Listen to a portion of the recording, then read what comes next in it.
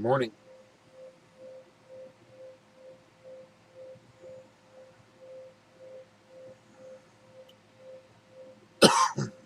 So my internet connection is going to be an issue until I fix that, uh, which I'm working on. And I'm going to try a different means of streaming this in a week or two because, uh, well, as I mentioned before, I'm a gamer, and so I use a piece of software for gaming, which actually has some streaming features with it. I'm going to be looking into using that because it might be a way for me to get multiple people on to visit, have a chat. Meanwhile, I am going to introduce you to my gaming. This is just sort of a filler video until I figure out how to get a better. I haven't figured out what I need to do for my internet yet. Get better internet. I may have to have two services, one for upstream, one for downstream. I haven't figured it out yet, but I will. Meanwhile, you are going to get to see uh, the gaming environment, the game that I play. And I'm going to give a little bit of an introduction to it before we go there. I have it loaded up on a different screen, and we'll be streaming that here in just that screen in just a moment. Um, the name of the game is EverQuest, and it's pretty much anybody in the gaming, anybody who games knows of EverQuest, even if they've never played it. EverQuest was one of the first graphical, massively multiplayer uh, role-playing games. And as uh, the original creator of it passed away recently, while in the process of creating the successor game to EverQuest. EverQuest was originally released in 1999, basically. Uh, that's what is deemed classic EverQuest. And in 1999, what's that, 21 years ago? In 20 years, this game still has massive appeal. Sony bought the rights to the game shortly after, early in its life. Uh, Sony ended up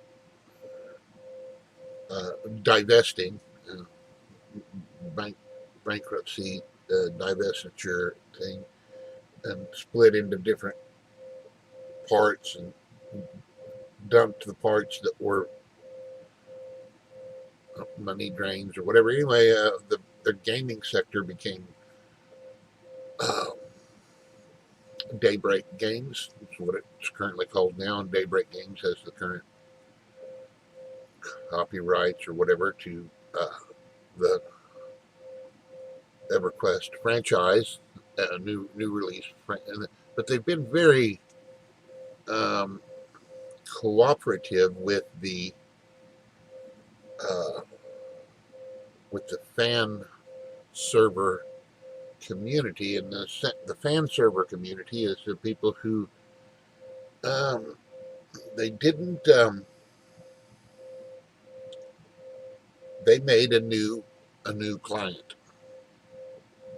to run the database files for EverQuest so that you could have your own standalone, you could run, they had created a server and a client combination there where you could run your own.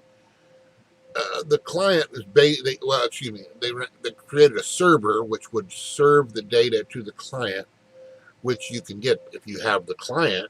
You can connect to any server you want. So anyway, there's years and years and years of legal rambling and wrestling and finding exceptions.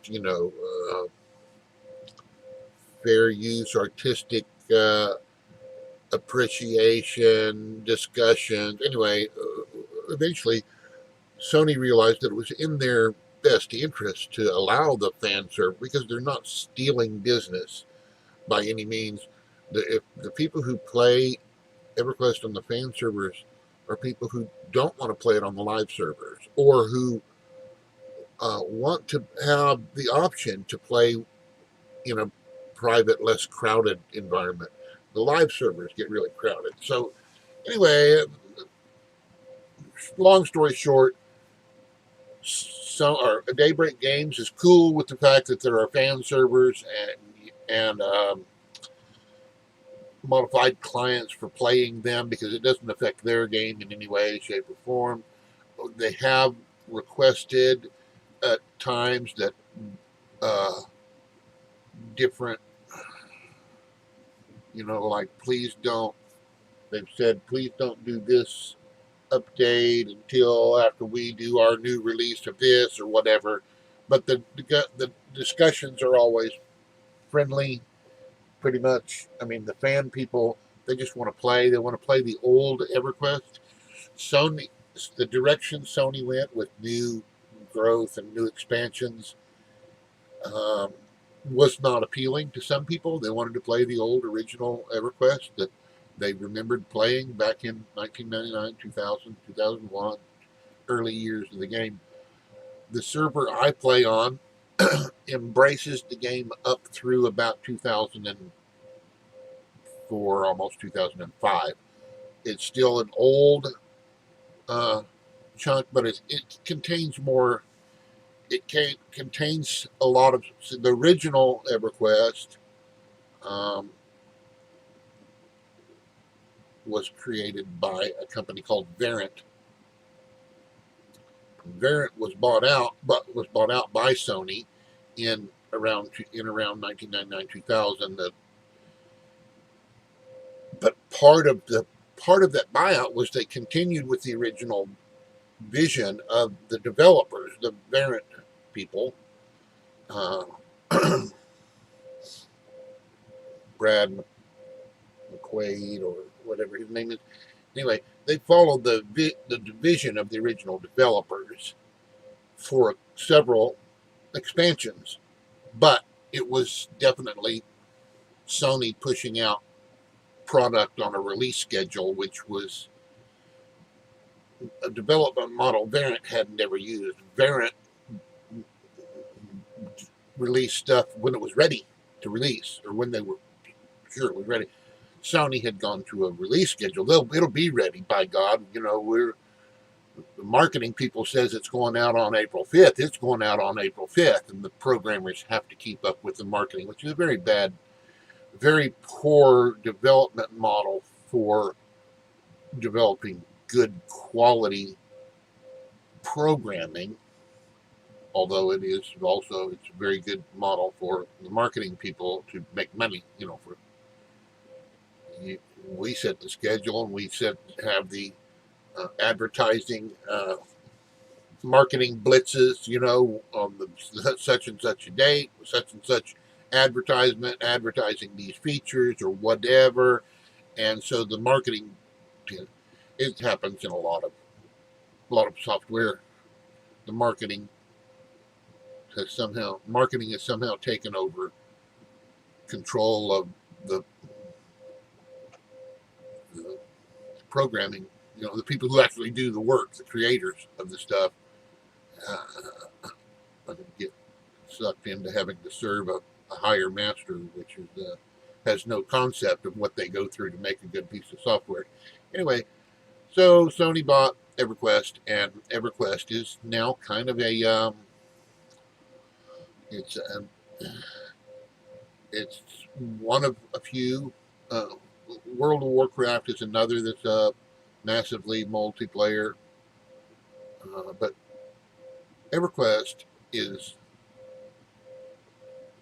most closely embraced in my opinion, and a lot of people's opinion, most closely embraced the advanced Dungeons and Dragons or Dungeons and Dragons gaming concept. The uh, wizards, warriors, knights, dragons, goblins, orcs, uh, converting that pen and pencil and paper game into something real time interactive graphical user experience.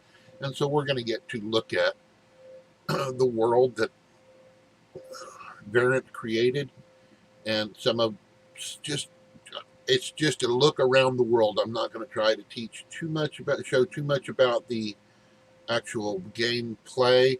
Just going to run. I have a character. I have all character names turned off so that if I encounter someone else in the game, there won't be a name associated with them. They will be anonymous. I will be anonymous. You won't know my character name, but you will get to see the the the creatures and stuff that are in the game, and they have names over them identifying what they are. Some of them are like a snake, or you know what I mean. They're going to be kind of ridiculous, but it's standard fare for gaming to have identifiers for what you're interacting with. That having been said, we are going to switch over to my EverQuest screen, and I'm going to keep talking about all this stuff while you get to see the world in which I like to play. Anyway, so let's make that transition now.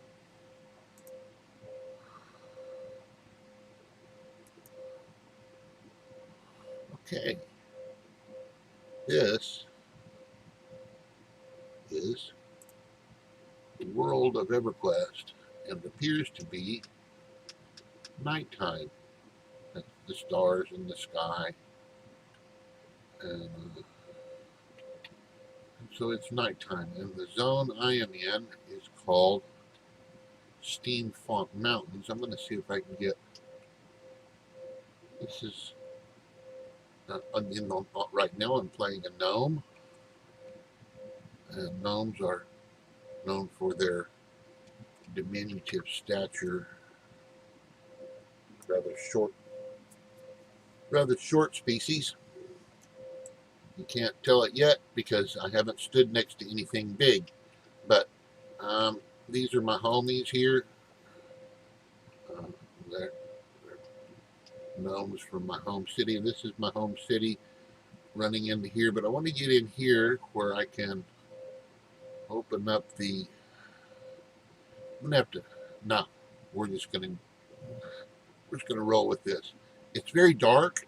I wanted to adjust my gamma so you can see better, but I think I'm gonna roll with this for a few minutes. It doesn't take long for day and night to pass here.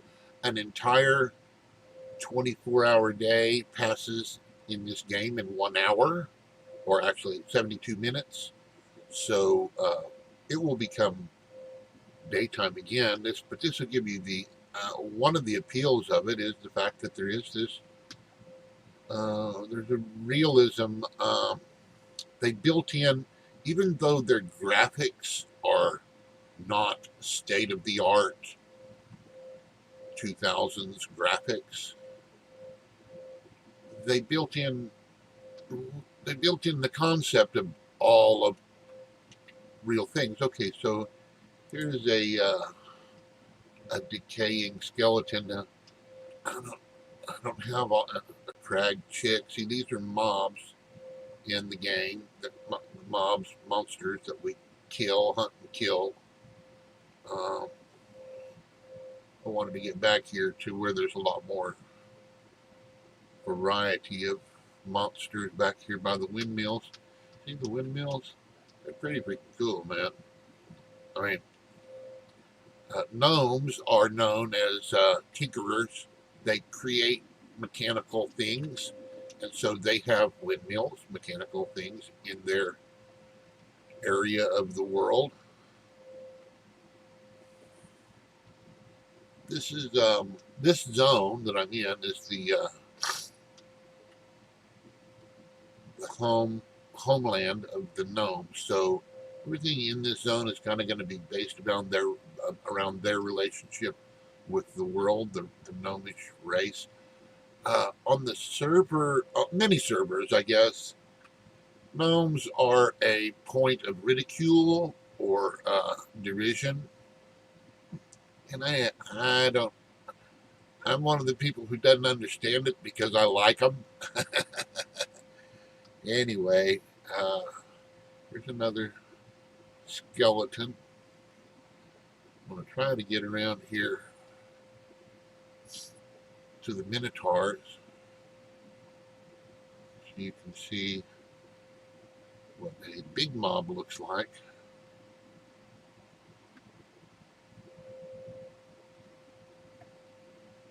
There we go, getting closer. Right now I'm running uh, without the user interface portion up because I want you to be able to see, all the stuff and not be confused by all the other windows that I. But there is a Minotaur slaver. Now I'm going to run up to him, and he's going to hit me, uh, and the character I'm playing can get rid of this monster without dying, but he's going to start hitting me, and you're going to see how much bigger he is. I'm going to back up my screen so that you see the size difference between my character and this character. That's the size difference.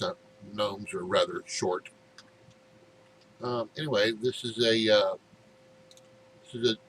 dungeon area, caverns, tunnels that is occupied by minotaurs, and I'm not going to go in there too much. Stay out here in the outdoor areas. This is a clockwork. This is it's such a large creature. It's hard to see a clockwork something without my UI up. I can't tell you. I could tell you better if I had. But there's a rebel clockwork. These are clockworks. You can see what clockworks are. They're little robotic looking. Modeled after, of course, their creators, gnomes. They have other clockworks that are like rats, and some are like spiders. Evidently, one of the gnomes was fond of the spider form, modeled his after spiders. Here's some steam elemental, diseased rat, harpies, and now one of the things you're probably going to notice here is that the graphics, although the environment graphics, the trees, the hills, very angular, geometric creations of form. So it doesn't, you're thinking, well, that doesn't look real. Well, yeah, but check out these harpies. I mean, that's some pretty impressive graphics moving around in this awkwardly angular world. So once you adapt to the fact that you don't get round rolling hills, they kind of piece them together with polygons of form. That's how the graphics are made here. Once you get used to that, it's actually a really, really cool, large world to get lost in your fantasy role playing, game playing. I'm a ranger and I'm killing the orcs. You can get into the escapism of, and because of that, because there is so much complexity in this game, and I say complexity, I mean they have hundreds, if not thousands, of species or races of creatures and stuff, snakes and rats and spiders and scarabs and beetles of other types, and goblins, and or I can, the list goes on and on and on. And they all have nice little some of them better than others, but they all have their nice little animated like creature that goes with it. I'm going to go to a different zone to see some more stuff. Sometimes the animations are more impressive than others. I'm not going to get to show you some of the harder zones because I don't want to enable my UI. I just want to run around in this world and let you see probably until the sunrise happens, which seems to be happening now. The sky is getting a little brighter. Uh, I can tell since it coming on. I've played this game enough to know this. So we're going to go into the next zone over.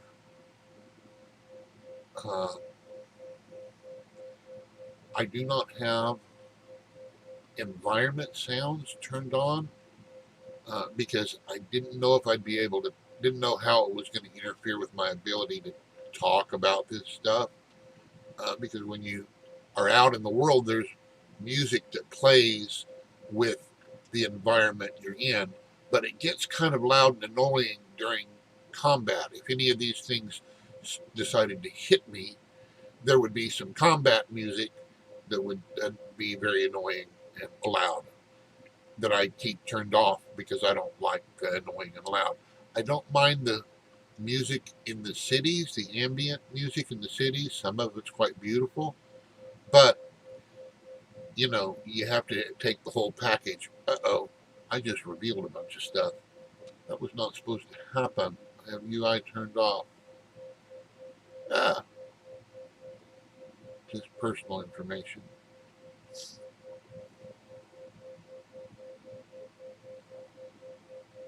Wonder if that, no, it doesn't. That's interesting.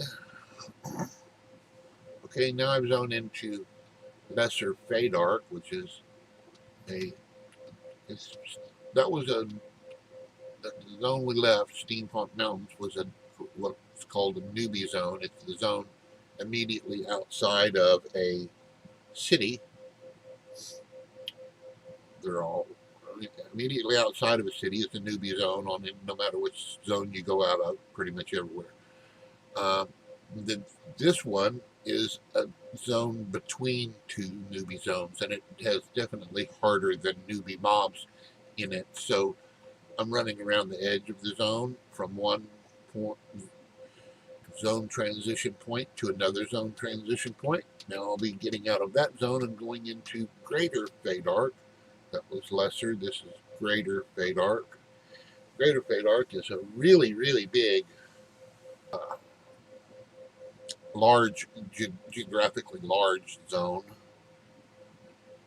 and but we'll be zoning in next to some features that I want to show you about. That in the era, in the expansion era that I play on this server, they have added the Lukland expansion for one, which Lukland gave us access to a zone called the Nexus, and the Nexus uses these spires with a Nexus Xeon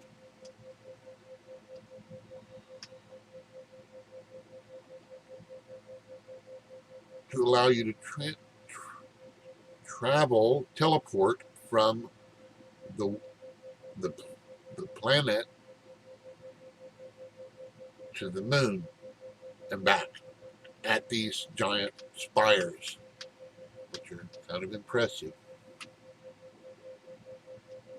And these were part of the original plan, the original intention. They were going to do this. There are these spires all over the world, but it didn't come until the Lukland expansion, which was after um, Sony bought the company. And like I said, Sony then continued on with the original vision for a few more expansions. At some point, you can tell the artwork definitely becomes Japanese in style. There's a lot of Japanese looking. If you've ever seen Japanese anime and Japanese that kind of thing, you'll say, "Oh, yeah, that looks like that company might have made that, or that artist might have been involved in that." You'll see, and you'll recognize it as definitely having a Japanese style in some of those. I'm going to go to the plane of knowledge where those one of the other areas that connects to the Luckland expansion. These guys hate me. I can't go near them. I'm a necromancer, and these are high elves, and high elves are being a good race. They don't uh, embrace the dark arts of necromancy, so I can't go up here close to these guys, or they'll beat me up. They can't kill me, but they can definitely hurt me pretty bad if I stick around too long. They could kill me. Um, anyway, this is the entrance to the High Elf City. It's kind of beautiful looking. Inside, that it has beautiful city music. This music in the city is very, what you would think for High Elves, beautiful. Uh, anyway, that's that.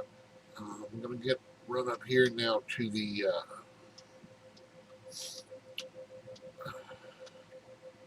I hope I can do this without UI because this can really get you lost trying to follow the path. This is deliberately deceiving, this path is. And, and, you, and I'm probably already lost out in the greater Fadar. But if I run around long enough, uh, I will get somewhere that I recognize and be able to. And hopefully, it'll become daytime soon so that you can actually see stuff.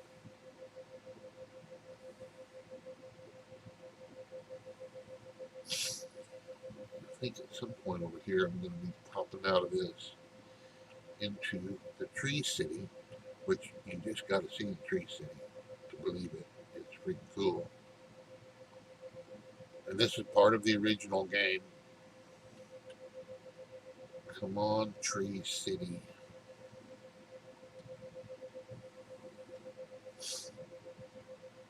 I only need to catch the edge of it, and I can get us in there to it closer. Okay, starting to get the right mob types.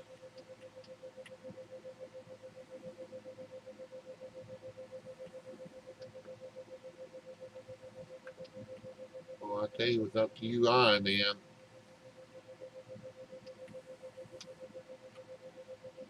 with the UI, I could use a map. Okay, I think I got to the zone edge, and now I can turn around and go back this way.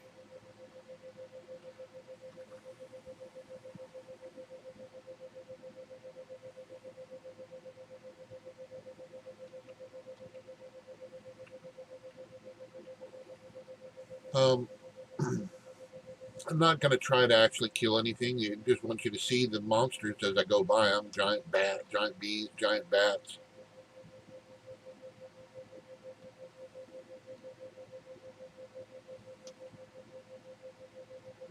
Coming up on the path.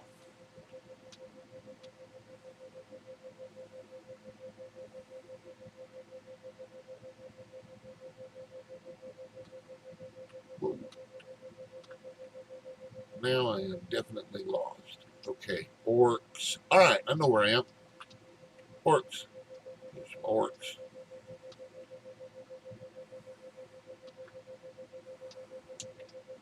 This is orc.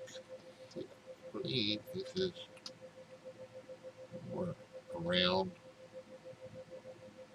orc. This is Orc Hill. Okay, yeah, orcs. Orcs. Yep, this is Orc Hill. That's what this hilltop is called, Orc Hill. because it's surrounded by little orcs and their tents. And I know where I am now. I'm going to go back to the Tree City from here. It's relatively easy, and I can use this path to do it.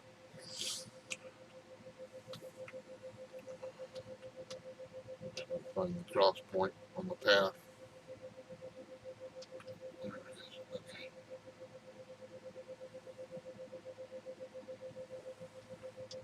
There's the Tree City.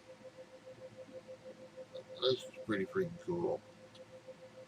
This Tree City has elevators. It's all outdoor. Now, I don't have any levitate, and I don't have the ability to cast invisibility. Oh, I did faction work. I am not. These guys don't want to kill me. I did faction work so I could go in and out of this city. And notice I'm so short that I have to look up to push the button to make the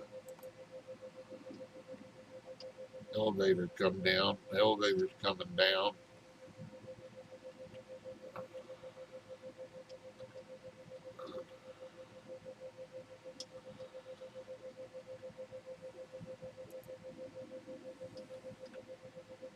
Trying to reach the button with my altitude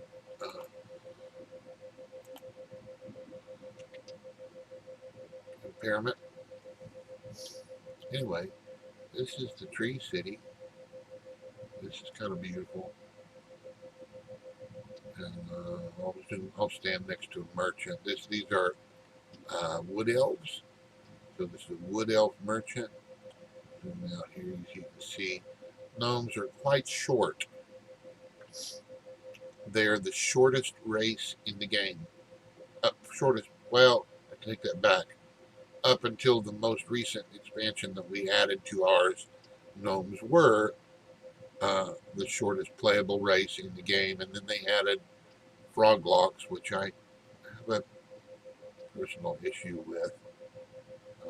It kind of disrupts my total immersion experience. I don't remember froglocks being in Dungeons and Dragons, but this Tree City is actually quite beautiful. And yes, if you fall off of these bridges, you fall.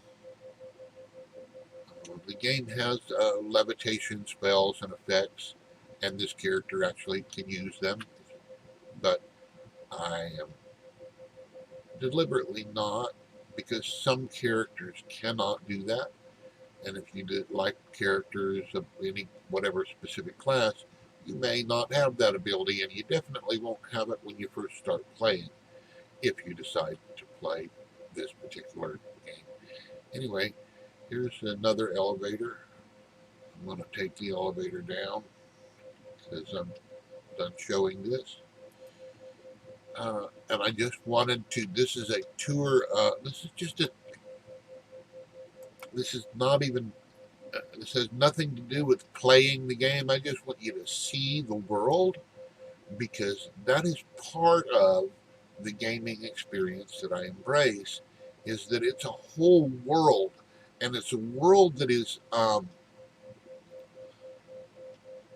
that is, it's like getting to know your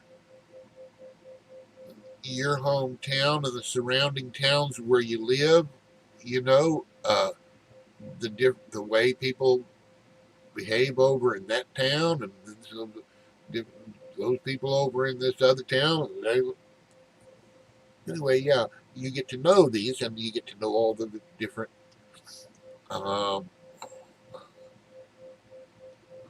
EverQuest has factions, like this city has a faction that you can earn reputation with, that creates I'm going to sneeze in a moment, I think. That creates one situation where you can have potential enemies and allies that are non-player characters. They're characters that are just of the game. Now, they don't actually, it's not like you can go up and hire them to work for you in this expansion, although later expansions that we don't have on this server Later expansions did add mercenaries that you could hire to play along with you. Um, but no, you can have. It's like if you're an ally with these tree people, and you're coming, you're fighting these. You're a level 1 or level 2 character, and you're an ally to these tree people. If you go out and you fight one of these mobs, and it looks like you're going to lose the battle, it's you bit off more than you can chew, or you get an ad that you can't handle. You can run back to the guards standing by the lift over there, and they will. The guards hate the mobs. Any mob that walks up to the guards, they're going to kill them. And then you can drag your mobs up to your ally guards and have them rescue you when you're first learning to play. And later on, you don't have that luxury. When you go out into higher level zones, you don't have the luxury of running and screaming, "Hey, help me," to another NPC that'll help you out. You don't have that. But when you're first starting out, you do. Anyway, I'm going to say goodbye to the Tree City uh, out here on the edge of it. But it's pretty freaking cool.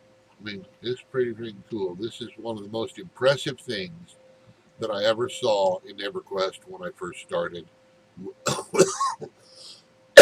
Excuse me, was the city. Uh, Sorry, I missed something earlier. I already had a smoked a little bit of weed before I started, but I'll come back and do that now. Um, um, Talk about make the transition back there, and make the transition back there. Ah, there we go. I forgot to do my morning uh, greeting gesture for the name of my show. Uh, but yeah, good morning. This is what I do quite a lot. Of my time is play EverQuest. It's my favorite game. It is. Has a complexity level which I haven't even gotten into. Trade skills and uh, quests that you have to do to be able to even enter into it, some zones. And the number of quests, the sheer number of quests, is just uh, makes it to where I'm playing content that I had played 20 years ago. And just last night, I went to a zone that and played in it that it took me 2 hours of play to get to where, oh, I do remember this now, because there's so much content in this game and it's so vast. The world is so vast that you can forget what you've played. It's that vast. Now the core cities, you're never going to forget those, where the various races. Yeah, once you play it, those are going to become familiar. But all the places that you play around them, out in the world, it's easy to, you'll have a favorite that you set an impression on you, but then you'll have others that you played that you come back 20 years later and you don't remember them. I mean, you remember the world, and I remember these monsters, but I don't remember playing here. This zone is, thankfully, now, with this many years down the road, we have very exhaustive maps. The map feature is pretty cool. You get to see where you are on the map, and you get to see where you're, in our era, you get to see where your group members are. So if you're in a group with other players, and that's, speaking of, EverQuest allows for 6 characters to group together, up to 6, party of 6. And every city has its own faction, and it has a backstory of why this race hates that race, and that race hates this race, and all the complexities of the factions and the gods and demigods that create their issues because of blah blah blah. All the various factions uh, create the complexity of the stresses of the world, so that you don't really need to have teams that divide up and play against each other. The world has enough of that. Although they did add a so by default this game is player versus environment. It's a world full of monsters to go and kill, quests to do, to earn fancy things, whatever. Uh, and it is so enormous that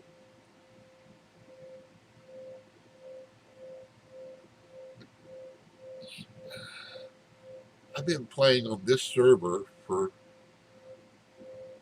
almost 4 years. I think I'm particular server that I'm on, and uh, I have played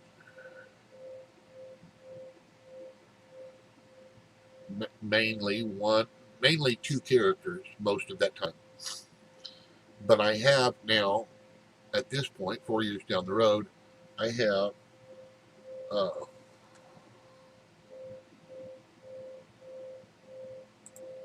I have. I'm gonna count them up here. 1, 2, 3, 4, 5, 6, 8, 8, 9, 10, 11, 12, 12, 13 playable characters, 14 playable characters, which, is a ridiculously large number of characters, but they're all in various stages of, my main character is level 65. That's the maximum level for this particular server. And I actually have 3 level 65 characters, but I have a whole bunch of others that are in their 40s and 50s that are out playing this world that I showed you. Uh, they have not. Most of my characters can't even play outside of the original world. They can't go to the moon. I mean, they can go, but they can't play in a lot of the zones, the planes and whatnot. Planes of Power is one of the more recent releases that we had. Okay, so that said, this is a book. Look where I brought you. I brought you to this book pedestal looking thing. Anyway, this book, uh, if you, these are all scattered throughout the world in various locations near cities, near the main cities. And so this is the Kelethan. This is the book that's near the Tree City, Kelethan. And I'm going to click on this anywhere on this pedestal. I can click down here at the bottom, click on the upright, click on the book itself, and when you click on it, it takes you to the plane of knowledge, which we're going to go there next. Actually, I wanted to go through the Sion because that's okay. I'm going to go to the plane of knowledge from Kelethan, and it's going to take me to the plane of knowledge in a. Oh, I'm not showing you that, am I? Shit. All right. So we're going to go back over here, and we're going to go to the plane of knowledge. Let's switch back to. That's good. You didn't get to see my personal info anymore. Maybe I can edit that out.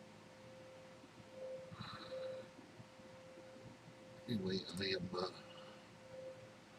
zoning into the plane of knowledge, and we're currently celebrating Halloween.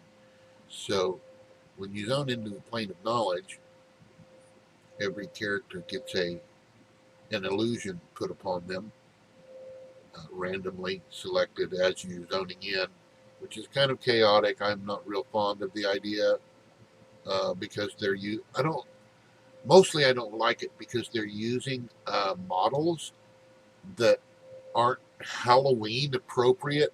Halloween isn't a holiday in this world, okay?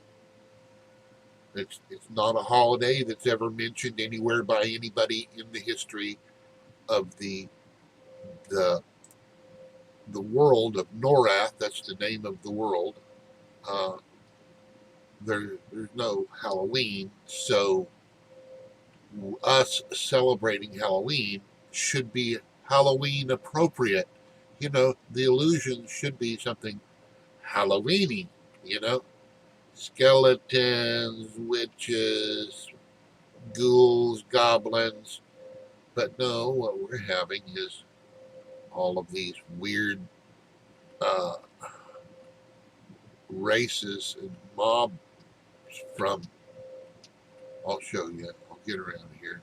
I'm not going to show you mine yet because I want you to see a whole bunch of them together. If I showed you mine, it would just you wouldn't quite get it. You'd say, "Well, yeah, but that's a cool looking monster," and they're all cool looking monsters, but they're not Halloween monsters. You know, you saw skeletons out there. I showed you skeletons. They have zombies and ghouls and goblins and you know trolls. You know, things that are the kind of things that are Halloween, uh, traditional Halloween type thing. This is the plane of knowledge. These are all the. I'm running around here where you can see a bunch of characters where they hang out, and you'll see all their illusions that they have put upon them, and you'll see the reference to the Japanese artwork that I mentioned earlier. Oh, there's not very many. There's only one guy here, but this is that Japanese artwork. There's two. This has definitely got that Japanese artwork style. Here's another one over here. It's definitely got a sort of a Japanese artistic way of creating, what would otherwise be a centaur. It has become very, very Eastern art style. Weird looking ranger type looking thing. Anyway, these are the illusions. You say, this is like a succubus. I would think that would be kind of appropriate. I'm not sure what era that particular model is out of, but some of these are just not. They're not. What is it? What is one of these costumes where you'd have to have the child explain to you when they come knocking on. Oh, there, little trick or treater. What are you? And that flying thing just went by me. I didn't get it. They would have to explain. They would have to tell you what they are, and explain to you the context from which they come from, because these are not from anything out of Halloween, but that's what they're giving us for our Halloween celebration all month long. Now I'm going to sit over here and turn around and see what I got on my character. I got a little gargoyle looking thing, a miniature one. So that's the plane of knowledge, and that's the our server, our GMs. I like them; they're good enough people. But I'm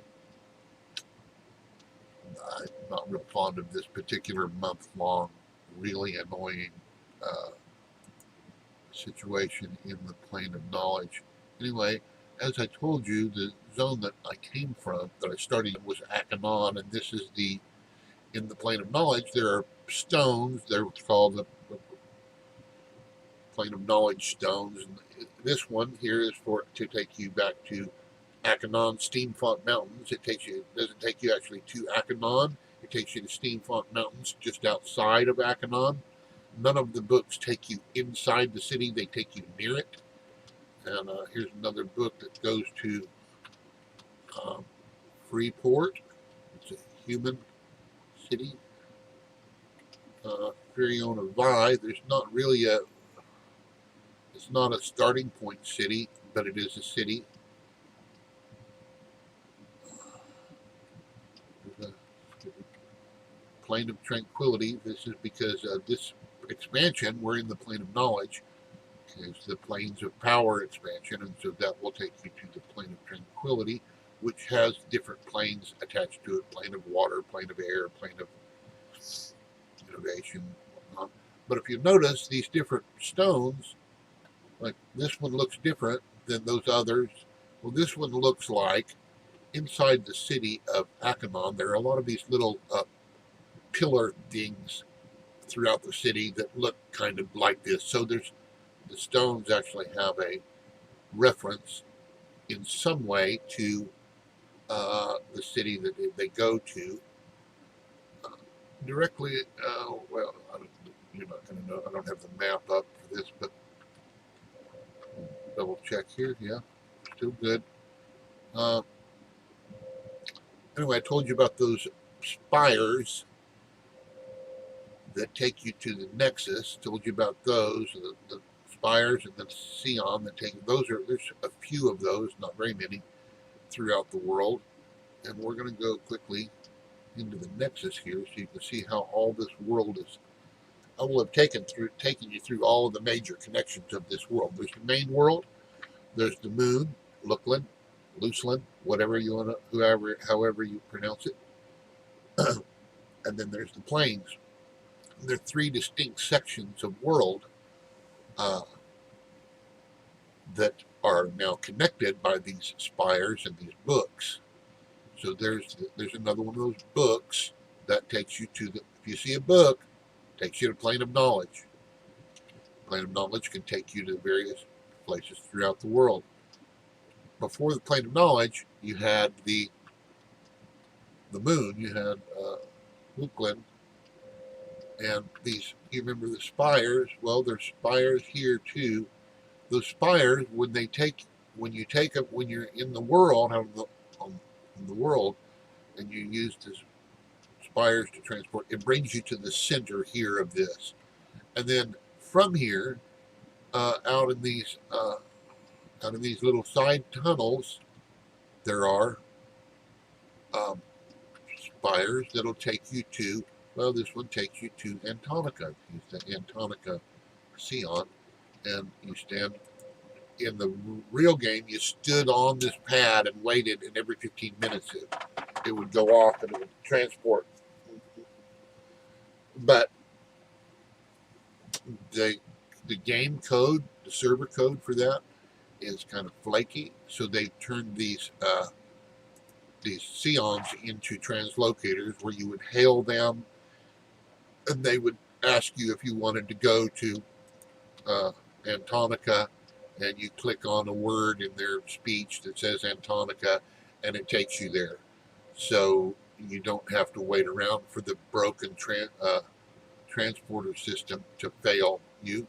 You can just click on the guy and get a successful transport. Okay, I'm back to I've gone around and showed you. This has just been a runaround tour. Have not been attacked by, nor have I attacked a single mob. I just went around and showed you the environment and why haven't even played. I've just showed you that this is a really, really cool world, fantasy world for its. Think about this. This was 1999.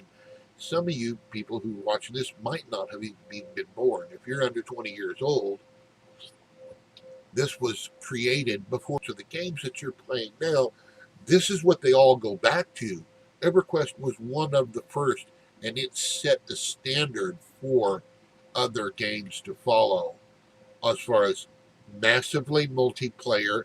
There are, on a live EverQuest server, there might be 1,000 or more characters on the game that, well, I don't even know anymore. I don't know what their servers handle anymore, but on ours, we might get up to 200 or so at one time. The game I used to play would have 600-700 at a time. It got kind of crowded in certain areas. Competition for resources was pretty rough. On this server, there's virtually no competition for resources. They have because it is a small community. There's virtually no competition for resources except at what I call the end game. There is no end to this game. there's more and more expansions being. Sony's still releasing expansion. There's no. That's why it's called EverQuest. It's not. It has not yet stopped, and it doesn't look like there's any signs of it stopping. Adding new content and new quests and new mobs and new zones and new stuff. I am, and so on the live version of this, the Daybreak Games version, you could not ever play all of the content in the game in the amount of time I've spent just playing a few. I mean, you'd have to play every race through every quest, through every level, through, and you can't. There's so much content. It's not. It's not feasible to do that in by a single person in a lifetime in order to play and know all of it. The current live version from Daybreak Games, but this level, this era, you can pretty much, after a little while, you can get to where you know pretty much all of it. A few years of play and you know all of this. There's players on this game who have been playing EverQuest for that didn't take the breaks I took over the last 20 years. That they've been playing it their for the entirety of the time. There's players who know this era and everything about this era and leading up to this era. They know the history of this era, basically forward and backward, like the back of their hand or whatever. So that when you ask a question of this community, you get pretty much guaranteed an answer as long as your question isn't too uh,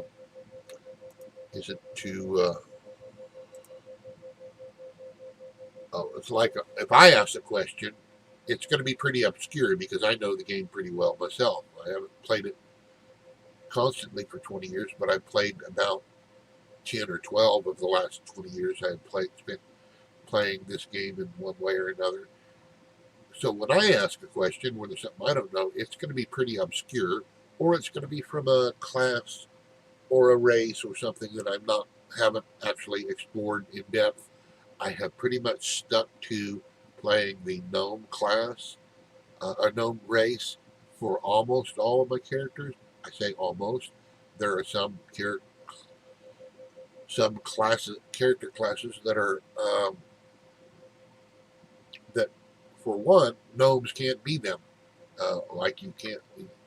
There isn't in this era. There isn't a gnome ranger. There isn't a gnome beast lord. There isn't a gnome. There's a few that they're just not. So you have to play a different shaman. You have to play a different race. So I have a couple of barbarians. Uh, I have a troll. Uh, anyway, that is the environment that I play in. Now, this is just the first installment of gaming. There'll be many, many, many more episodes about gaming, and I haven't even touched on the. I mentioned it that we have group sizes of 6, and it's player versus environment.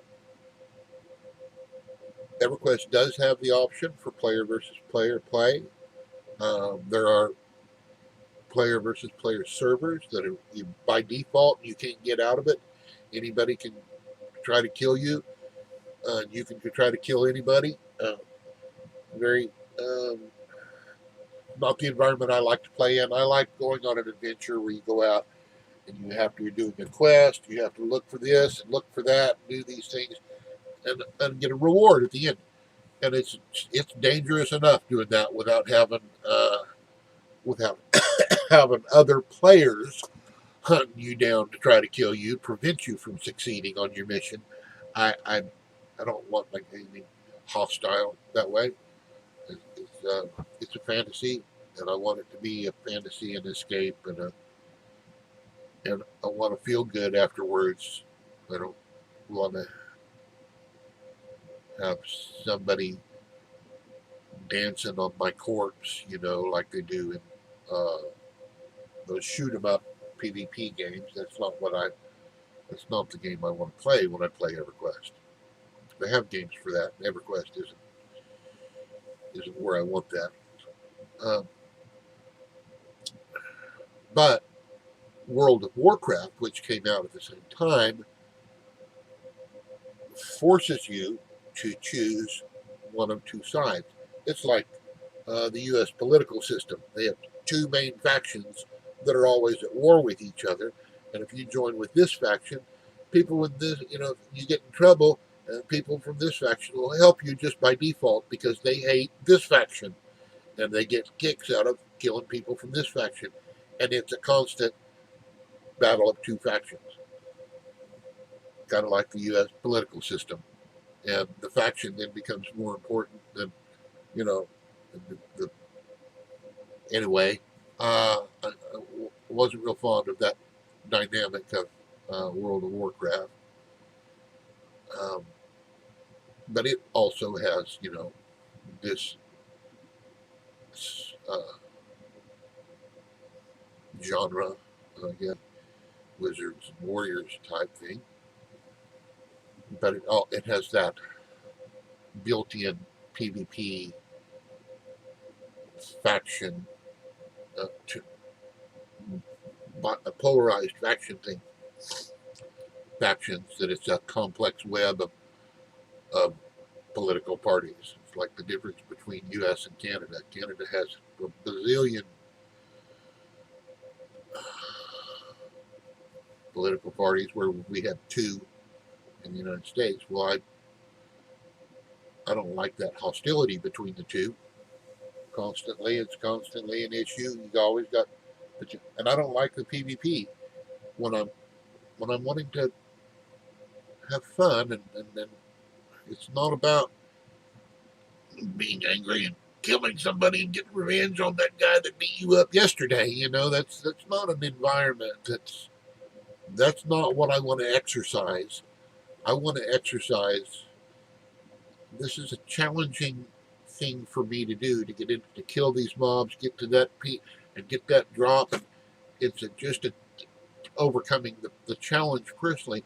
Now, people say, well, you have to get you a level 65 character to do it for you, and it's easy. But that's not the point. I want to do it myself. I want to do it. Like we had back in the day in EverQuest, you had to do these quests yourself. And if you couldn't do it, you had to go out and recruit people to come and help you do it. And they had to be within a certain level of you in order to join your group and all everybody get benefit from it. So it was the player versus environment was absolutely sufficient in this game. The player versus environment didn't need enhancement because the game and the quest were complex enough and difficult enough that it was always very rewarding to play. You went out and you got your bat wing and your orc eye and you took it to the guy and you turned it in and you got your little widget or whatever. Those were very rewarding, that are and still are very rewarding experiences. Uh, Killing that really hard mob. Once you level up enough to be able to kill that mob that's been beating your ass, that's a real rewarding, satisfying point in the game.